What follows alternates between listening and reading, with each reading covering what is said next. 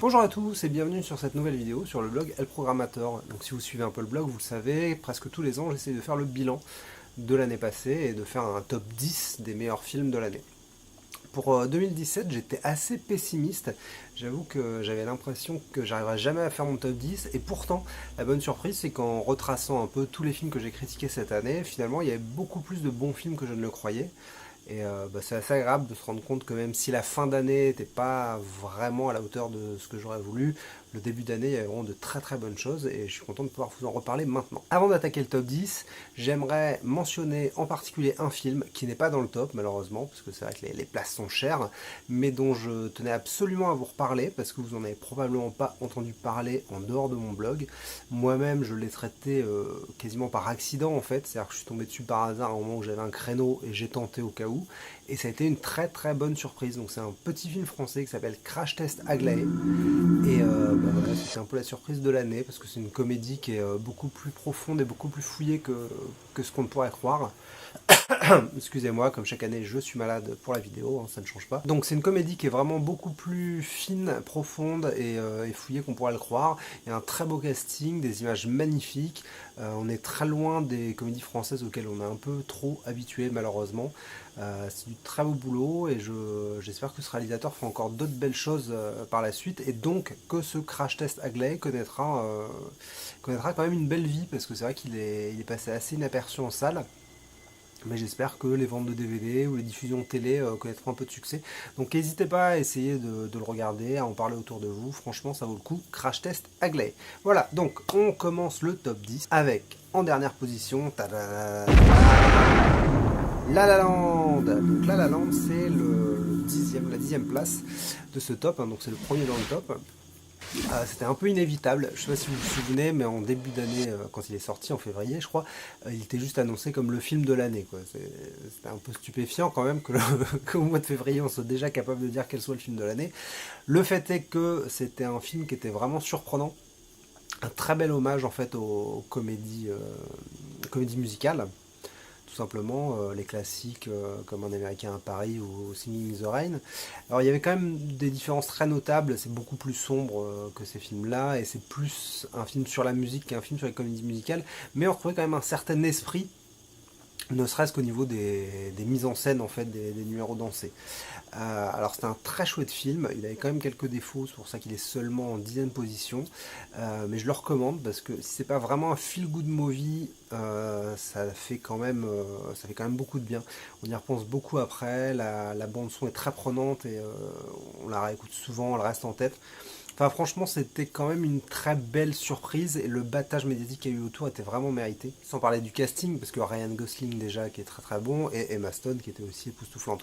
Donc bref voilà, je ne vais pas épiloguer pendant 107 ans sur La La Land, mais il mérite vraiment sa 10e place. Il aurait pu être plus haut s'il n'y avait pas eu d'autres choses encore plus percutantes, en tout cas à titre personnel, qui m'ont beaucoup plus marqué. Donc n'hésitez pas à jeter un œil à La La Land. On attaque la 9e place avec Logan. Donc Logan, ce sera le seul et l'unique film de super-héros de ce top. Parce que soyons clairs, on a beau être harcelé de films de super-héros à longueur d'année, il y a une pléthore, l'offre est pléthorique, mais ce ne sont pas des films de qualité, c'est des films de consommation, donc c'est pas mal fait. Il y a de très bonnes choses à chaque fois, mais pour autant ça n'a rien d'exceptionnel, c'est vu, archi-vu, re-revu, c'est juste du blockbuster à la soupe Disney, et j'en ai un peu marre de ça, et je pense que c'est pas très sain pour notre cinéma. Mais Logan, lui, a réussi à sortir sa griffe de ce marasme. C'est d'autant plus impressionnant que le réalisateur, donc James Mangold, avait déjà fait des films sur Wolverine qui étaient plutôt pas bons, faut le reconnaître. Mais heureusement pour celui-là, il a dû réussir à s'extraire un peu de la pression des studios, peut-être parce qu'il n'y avait plus trop d'attentes sur le personnage, vu que les deux premiers films n'avaient pas vraiment été des gros succès. Et il a réussi à faire presque un film d'auteur en fait. Ça, Logan, c'est une espèce de Mad Max, super-héros, quoi. C'est très sombre, c'est assez lent, il y a une vraie ambiance, on n'essaye pas de tout expliquer, enfin c'est vraiment à contre-emploi de ce qu'on a l'habitude de voir dans les films de super-héros. C'est probablement ce qui a vraiment expliqué son succès en fait. C'est très violent, très dur, et c'est inattendu en fait. On n'attendait pas de voir ça sur un film de super-héros. Et pour le coup, c'est juste un vrai film, un beau film sur un personnage en bout de course qui essaye de faire quelque chose de sa vie. Et franchement, ça a été une vraie claque en début d'année aussi, ce Logan. J'ose espérer encore qu'on verra d'autres films de super-héros de ce niveau, même si, de ce que j'en vois, je pense que ça va longtemps rester une exception, quoi. En tout cas, Logan, 9ème place, vraiment mérité, et je recommande chaudement si vous avez envie de voir un film un peu musclé, badass, une espèce de western, western contemporain, quoi. Enfin futuriste plutôt, puisqu'on ça se passe dans le futur. 8ème position, It Comes at Night. Alors vous n'avez peut-être pas beaucoup entendu parler, ça a été vendu comme un film d'horreur. Il y a eu beaucoup d'affiches, mais on n'en a pas beaucoup parlé, notamment parce que le positionnement était pas bon, parce que c'est pas du tout un film d'horreur. C'est plutôt un thriller psychologique, un huis clos. Enfin, c'est un film oppressant, certes, mais c'est pas du tout le film où il va y avoir du jumpscare et qui va vous clouer au fauteuil. C'est pas l'idée. C'est un film beaucoup plus malin que ça et qui est vraiment très prenant. C'était une très bonne surprise aussi, celui de Come That Night. Donc l'histoire, en fait, c'est une épidémie qui frappe. Alors on ne sait pas où, quoi, quand, comment, mais on va suivre une famille qui du coup vit isolée de tout et dans la peur de mourir de cette épidémie, et qui un jour va devoir faire le choix d'accepter ou pas d'autres humains dans leur famille, sachant le risque que ça comporte et toute la menace induite. Donc c'est un film qui est très paranoïaque, qui est très sur les relations sociales et sur l'humain. C'est plus fin que ça n'en a l'air, ça répond pas forcément très facilement aux questions que vous vous posez. Faut un peu regarder ce qui se passe et essayer de comprendre, mais ça vaut vraiment le coup, surtout parce qu'à l'heure actuelle on a tendance à tout nous prédigérer, donc qu'un film ne nous prenne pas pour un crétin et essaye de nous faire un peu réfléchir, c'est pas une mauvaise chose. Donc It Comes at Night, je recommande plus que chaudement. En 7ème position, on va trouver The Last Girl. Pourquoi je fais cette voix bizarre, ouais, je sais pas. On va chercher. Donc en 7ème position, on va trouver The Last Girl, un autre film d'horreur, même si là encore on n'est pas vraiment dans l'horrifique cliché comme on a tendance à le voir habituellement, hein, Insidious et compagnie. Non, on est plus dans une ambiance très oppressante à la 28 jours plus tard. Et je fais pas la référence au hasard parce qu'on a vraiment des ambiances très proches, ce côté très anglais en fait dans la culture, et aussi parce que ça se passe en Angleterre. C'était une super surprise, un film. Alors pour le coup, on a fait beaucoup de battages autour de Wonder Woman, qui était un peu le film féministe de l'année. Pour le coup, je trouve que The Last Girl est beaucoup plus féministe, puisqu'on suit vraiment plusieurs personnages de femmes fortes, et qui sont pas fortes uniquement physiquement, parce que là on fait que réadapter un vieux cliché qui est qu'un personnage est intéressant que parce qu'il est fort, mais non, elles sont fortes aussi dans leur féminité en fait, c'est-à-dire que le personnage de la maîtresse par exemple, donc on suit en fait dans un monde futuriste post-apocalyptique où il y a eu une invasion zombie. On suit une maîtresse en fait qui essaye d'éduquer des enfants zombies, et surtout qui essaye de permettre à une enfant zombie qui est un peu supérieure à la moyenne et possiblement réussi à lutter contre sa maladie, qui essaye de l'éduquer. Et donc la force de ce personnage de maîtresse, il est dans son humanité en fait, il est dans ses capacités sociales plus que dans sa force physique, et c'est ça qu'on fait un personnage riche et intéressant, et donc plus féministe que Wonder Woman, qui fait que adapter un cliché masculin en fait. Oui, il suffit pas d'être fort pour être intéressant. Donc voilà, et le film est vraiment chouette, il y a plein de bonnes idées, notamment sur les zombies en fait, où on se retrouve pas avec du zombie classique, il y a quelques idées en plus. Alors ça révolutionne pas tout, mais ça apporte vraiment un plus à l'histoire et aux péripéties. Il y a plein de personnages intéressants, les acteurs sont super, l'ambiance est mortelle, la musique est top. Enfin vraiment, c'est un très bon film de zombies. Hein, voilà, donc ça plaira pas à tout le monde non plus, on va pas se mentir, mais dans le genre ça fait partie des références maintenant pour moi, et je le recommande. 6ème position, le nouveau film de Edgar Wright. C'est un réalisateur que j'attends beaucoup parce qu'il a fait plein de films un peu fous, notamment l'adaptation de Scott Pilgrim, qui est un excellent comics manga en fait, un peu barré, qui jouait beaucoup avec les codes. Le film avait réadapté ça de manière très visuelle. et il avait aussi fait Le Dernier Pub avant la fin du monde, donc c'est deux films qui étaient complètement barrés, donc on s'attend toujours avec ce réalisateur à des choses un peu, pas extrêmes, mais en tout cas différentes. Et ce qui surprenait avec ce Baby Driver, c'est le classicisme de la proposition, quoi, puisque c'était juste un film de casse en fait en voiture, un truc qu'on a déjà vu 1000 fois, et pourtant il a réussi à révolutionner un peu ça, c'est un peu pompeux, mais en tout cas à apporter vraiment une plus-value en apportant une composante musicale. Baby Driver, c'est un peu le crossover inattendu entre La La Land et Drive en fait, c'est-à-dire qu'on a vraiment tout ce côté personnage un peu fermé, limite autiste, qui conduit sa voiture et qui fait des casses, mélangé au côté musical, au gros show, à la musique très présente qui rythme l'action. Et les deux, aussi bizarre que ça puisse être, les deux s'imbriquent vraiment très bien, puisque c'est intégré à l'histoire. C'est vraiment le personnage en lui-même qui est obsédé par la musique et qui est une composante de sa vie, qui a un impact donc sur l'histoire. Et c'est super bien fait, la réal est mortelle, les seconds rôles sont topissimes, et la bande son est ultra prenante, même si elle n'est pas forcément évidente à écouter en dehors du film, mais en tout cas dans le film, elle cloue au fauteuil. Les scènes d'action sont très impressionnantes, il s'est fait vraiment plaisir. Notamment il y a ce plan séquence au début où Baby va chercher des cafés, et qui est juste magique quoi. C'est une simplicité effarante et pourtant d'une efficacité redoutable. Enfin, un très beau film d'Edgar Wright à consommer sans modération. Cinquième position, on retrouve Sans Pitié, premier et malheureusement dernier, parce que j'aime beaucoup ce type de film coréen du classement. L'année dernière, les Coréens, ils avaient eu de belles places dans le classement, parce qu'il y avait vraiment eu de très très beaux films asiatiques, mais là, il y en a eu beaucoup moins, peut-être justement parce qu'il y en a eu beaucoup l'année dernière. Mais en tout cas, ce Sans Pitié a été une excellente surprise. La bande-annonce n'est pas du tout révélatrice du film, qui est beaucoup plus riche que ce qu'on peut voir dans la bande-annonce. C'est un mix assez improbable de plusieurs types de films. Je ne peux pas trop détailler sans en révéler sur le film. Et ce qui est intéressant justement, c'est à quel point le réalisateur nous manipule et rajoute des couches différentes au fil du film. Alors le film fera penser à plusieurs grosses références, que là encore je ne vais pas citer pour pas spoiler le film, mais il arrive quand même à tirer son épingle du jeu, même si on fera forcément la comparaison avec ses films, il arrive à apporter le petit plus qui fait que ça fonctionne indépendamment et que vraiment ce film a son identité propre et qui fonctionne vraiment bien. Donc Sans Pitié, thriller, polar film de gangster, très sombre avec de très belles images, un super duo d'acteurs. Les amateurs du genre devraient vraiment adorer, là on est dans du haut niveau là, franchement. Quatrième position, un film qui a longtemps fait partie du trio tête, c'est Blade Runner 2049.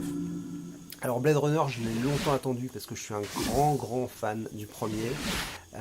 En plus, j'adore Denis Villeneuve, franchement, je vous en parle souvent. Donc j'avais hâte de voir ce qu'il allait donner sur cette franchise. Et pour le coup, il m'a pas déçu du tout.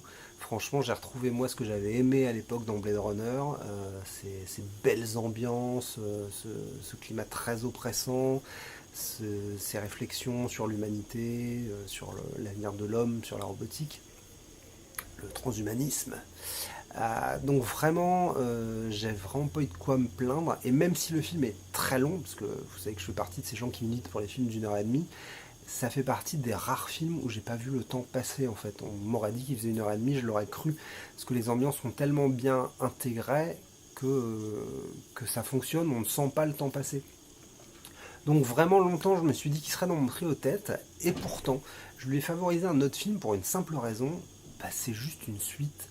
C'est encore une suite, c'est encore l'exploitation d'une licence déjà préexistante. Plutôt que de faire un nouveau film, on a préféré capitaliser sur quelque chose qui avait déjà fonctionné. Et moi j'avoue que ça commence à m'énerver un peu ce fonctionnement, parce que la majorité de l'industrie du divertissement fonctionne là-dessus en fait. C'est des battages médiatiques de réexploitation de vieilles choses. Euh, et c'est pas très sain en fait pour la créativité, pour l'avenir du divertissement. Donc je me suis permis de le sanctionner un peu, si on peut dire. Donc il est seulement en quatrième place, mais ça a été une belle claque. Franchement, faut pas bouder son plaisir. Je sais qu'il y a eu beaucoup de détracteurs aussi sur le film qui l'ont trouvé très chiant et vide. Je suis pas du tout d'accord. Il n'est pas parfait, notamment les musiques. Là pour le coup c'est plutôt le choix de la facilité. Il n'y a pas beaucoup d'innovation à ce niveau. Il y a peut-être quelques petites longueurs et encore, quelques personnages qui auraient pu être un peu plus creusés. Bref, le film n'est pas parfait, mais c'était vraiment chouette et c'est rare d'avoir un film de SF de ce niveau de qualité en fait. Voilà, on attaque le top 3. Donc les 3 meilleurs films de l'année, selon moi. Je rappelle que c'est très subjectif tout ce que je dis, parce que c'est selon mes goûts. J'ai vu en tout et pour tout 85 films cette année, donc forcément j'en ai raté. Il y en a peut-être quelques-uns qui auraient été dans mon classement si je les avais vus. Ce n'est pas le cas, c'est juste une vision de cette année passée qui peut vous permettre d'y réfléchir et de découvrir des choses à côté desquelles vous auriez pu passer. En troisième position, on retrouve Mauve. Darren Aronofsky, ça fait partie de mes petits chouchous, faut le reconnaître, depuis The Fountain. Alors j'ai pas vu Requiem for a Dream, ça, je suis à blâmer là-dessus, c'est vrai qu'on me le dit souvent, parce que c'est un chef-d'œuvre paraît-il, et c'est encore plus dommage puisque je suis fan. Mais depuis The Fountain, c'est un réalisateur que je suis avec une grande assiduité, il m'a rarement déçu, il y a juste Noé que j'ai trouvé un peu en dessous, parce que très facile, et moins intéressant que ce qu'il fait d'habitude. Et là, avec Mover, pour moi, il est revenu au top de son top, quoi. C'est un film vraiment à part, avec une vraie réflexion, des vrais risques, une réalisation ultra travaillée. Jennifer Lawrence, qu'on aurait pu croire la petite actrice piégée dans X-Men ou Hunger Games, euh, au contraire, prend souvent des gros risques dans ses choix de films. Et là, c'est incroyable la performance qu'elle livre. La caméra est toujours au plus près d'elle. Elle est poussée à bout vraiment dans ses limites sur le film. Non, c'est une très belle prestation de sa part qui prouve une fois de plus, parce que vraiment c'est pas la première fois qu'elle prouve qu'elle est une très bonne actrice, mais qui prouve une fois de plus que c'est une grande actrice. Le film est passionnant. On pourra lui trouver quelques longueurs parce qu'il est dans une narration crescendo. C'est-à-dire qu'on commence assez lentement pour arriver sur quelque chose de très impressionnant sur la fin. Donc le début pourra paraître un peu long, mais vraiment il va jusqu'au bout de ses idées. Les idées sont très bonnes, même si la métaphore peut paraître un peu lourde. Elle fonctionne, elle est impressionnante visuellement, et c'est un sujet qui est vraiment universel. C'est la créativité, l'impact de la créativité sur la vie. Enfin vraiment c'est un très bon film sur lequel il y aurait beaucoup à dire et qui méritait largement sa place dans le top 3 et qui au contraire a été trop boudé par la critique et par le public surtout qui a trouvé ça un peu pompeux, un peu vide et je suis pas du tout d'accord. C'est un petit bijou dont on parlera sûrement encore longtemps parce que pour une fois c'est un film avec des vrais risques et ça on en voit de moins en moins et c'est dommage parce que le cinéma c'est aussi ça, c'est nous sortir de notre zone de confort pour nous offrir quelque chose de différent qui nous donnera à réfléchir et nous divertira aussi. Voilà, troisième position, donc Mover. En deuxième position, on retrouve Détroit. Alors Détroit, ça a été un peu la grosse claque dans la gueule de l'année. C'était un film que j'attendais pas du tout. Je suis pas particulièrement fan de Catherine Bigelow, même si elle a livré quand même de très bons films. Point Break, par exemple. Je rigole. Mais il y a eu Point Break, mais il y a eu surtout Zero Dark Thirty et des mineurs qui lui ont donné pas mal d'expérience sur les films de guerre, en fait, sur ces ambiances. Une expérience qu'elle réutilise là sur cette histoire vraie, cette terrible histoire vraie, pour, pour poser un climat qui est vraiment ultra malsain et malheureusement qui est très réel en fait, et qui est très réel de nos jours, parce que si ça se passe dans les années 60, si je ne me trompe pas, et ben les choses n'ont pas énormément changé depuis. Et c'est probablement ça qui est le plus malaisant dans ce film, c'est de se rendre compte à quel point notre monde est dur et à quel point nous, petits blancs, on a un peu de la chance en fait. C'est toujours bizarre à dire, hein, parce qu'on a tous nos problèmes aussi, la vie elle n'est pas facile, mais franchement, il y a des niveaux de difficulté beaucoup plus élevés dans la vie, et là ce film, c'est un peu l'illustration de ça en fait, à quel point on peut subir en fait, subir sa naissance. Ah, c'est un truc qu'on peut pas choisir la naissance et pourtant ça peut nous marquer jusqu'à la fin de nos jours. Et là c'est très dur là-dessus et voilà, un très beau film de Catherine Bigelow, important aujourd'hui parce que c'est un débat qui est toujours d'actualité malheureusement. Il faudra qu'on en sorte un jour quand même, ce serait bien. Mais ouais, non, ça donne à réfléchir, c'est très bien fait, c'est très bien joué. Ça méritait vraiment largement cette deuxième place. Ça aurait presque pu mériter la première place si j'avais pas eu un affect beaucoup plus personnel sur la première place. Mais voilà, c'est un film à voir qui vous fera vraiment pas du bien, ça je vous le dis clairement. Moi j'ai eu du mal à sortir de la salle après, tellement ça m'avait chamboulé. Alors c'est pas un film d'horreur, mais c'est très oppressant et probablement parce que c'est vrai en fait, et que c'est comme ça que ça se passe malheureusement. Première position. Alors on sera probablement pas nombreux à avoir mis ce film en première position d'un top 10 2017, et pourtant moi ça a été un peu la révélation de l'année. La proposition était totalement what the fuck. J'étais très impressionné de voir quelqu'un se lancer dans ce film. J'étais d'autant plus impressionné quand j'ai vu qui c'était, parce que je suis un grand fan de Michel Hazanavicius. Et avec Le Redoutable, honnêtement là il a fait très fort. C'est un superbe hommage à un des plus grands réalisateurs français, quelqu'un qui a vraiment marqué le cinéma, et pas que le cinéma français, parce que le cinéma asiatique a été vraiment marqué par la nouvelle vague, même le cinéma américain a été marqué. Donc c'est un des réalisateurs qui a posé les bases du cinéma contemporain, et on se retrouve là avec une biographie qui est vraiment très nuancée en fait, où on voit à la fois les forces et les failles de ce personnage, qui est très drôle, qui est ultra référencé. On est vraiment totalement immergé dans le cinéma de cette époque, tant dans la réalisation que dans l'histoire, et c'est passionnant à suivre. Louis Garrel dans le rôle de Jean-Luc Godard, il est incroyable, franchement il a pas hésité à mouiller la chemise on va dire, là, parce que vraiment il y a une transformation physique qui est impressionnante, même dans la gestuelle. Et c'est aussi la reconstitution d'une époque très importante en France. Donc c'est un film qui a l'air un peu passéiste, mais qui est très d'actualité, parce que c'est des luttes qui se poursuivent. Et ça parle aussi de ça, de la volonté de changer le monde, de l'améliorer. Donc c'est un film qui est profond, qui est drôle, qui est rythmé. C'est un très beau film, c'est un vrai film de cinéma, d'amoureux du cinéma. Qui donne à réfléchir. Enfin moi ça a été une des meilleures surprises de l'année franchement, parce que réussir à avoir un film aussi riche avec un sujet aussi compliqué et pas vendeur, parce que Jean-Luc Godard, au-delà de son mythe, a peu d'impact sur le grand public le connaît de loin mais pas très attiré, donc c'était vraiment un pari audacieux, à peu près aussi audacieux que de faire The Artist quand il l'a fait. Je suis pas sûr que ça a été aussi payant, mais en tout cas, je remercie vraiment ce réalisateur d'avoir pris ce risque, parce que c'est ce genre de film qui fait la richesse de notre cinéma, et j'aimerais en voir encore plus, toujours plus, et c'est pour ça que je vais continuer à aller au cinéma et continuer à parler du cinéma. Donc voilà, je vous remercie d'avoir suivi ce top 10, j'ai essayé de faire le plus court possible. Si vous voulez en savoir plus, dans les liens, vous trouverez toutes les critiques des films, où je détaille un peu plus, notamment je vous explique l'histoire du film, parce que là ça je ne l'ai pas fait non plus. N'hésitez pas à vous abonner sur le blog, j'essaie de faire 1 à 2 critiques par semaine minimum.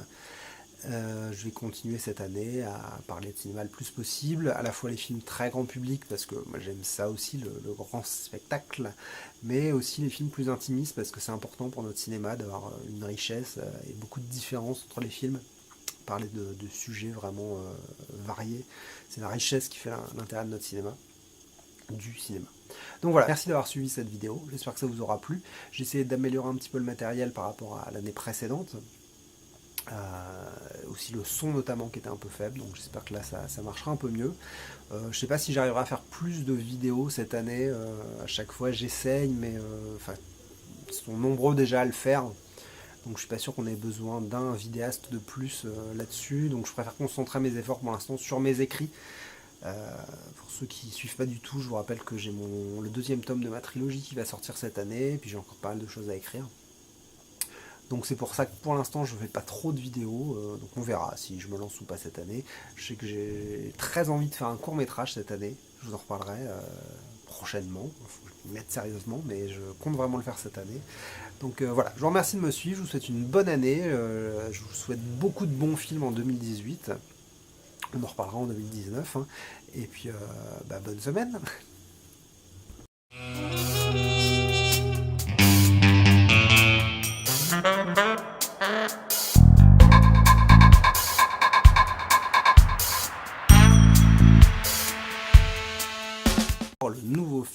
de Edgar Wright. Le nouveau film de Edgar Wright.